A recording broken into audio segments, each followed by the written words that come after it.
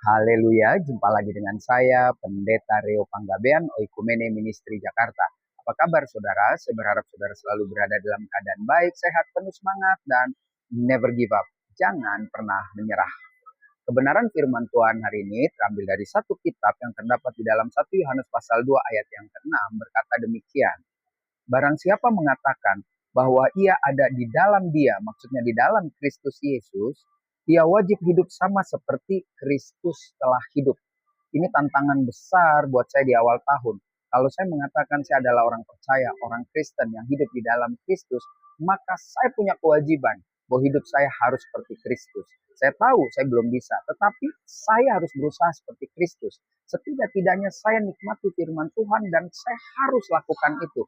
Hidup seperti Kristus itu harus dipaksa, saudara. Harus punya kemauan. Kalau kita bilang nggak mungkin, maka itu tidak akan pernah bisa. Tetapi waktu kita bilang kita mau, memang ada penderitaan. Batin kita, daging kita yang biasanya nyaman karena ikut ukuran dunia, sekarang harus ikut ukuran Tuhan. Harus ada yang disalib. Dan kalau disalib itu sakit. Yesus pun menderita kesakitan. Bahkan sebelum sampai disalib, perjalanan menuju salib pun dia banyak sekali mengalami siksaan-siksaan. Itulah yang kita alami di dunia ini. Akan ada siksaan, mungkin tidak secara fisik atau nyata kita luka-luka.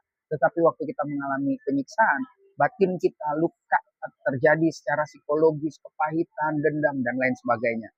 Tapi percayalah, waktu kita mau seperti Kristus, dia akan mampu mengubahkan kita. Sedikit demi sedikit, Roh Kudus akan menolong, menuntun kita untuk mencapai pada kesempurnaan. Dan tentu kesempurnaan itu terjadi saat kita berjumpa muka dengan Kristus. Maka disitulah yang sempurna, menyempurnakan saya dan saudara. Jadi hari ini, kalau kita mengakui atau kita berani mengklaim, memproklamirkan diri kita sebagai pengikut Kristus, kita wajib hidup seperti Kristus. Tetap semangat, maju terus dalam Tuhan. Saya Pendeta Rio Panggabean, Oikumene Ministry Jakarta. Sampai jumpa pada perenungan berikutnya. Tuhan Yesus memberkati.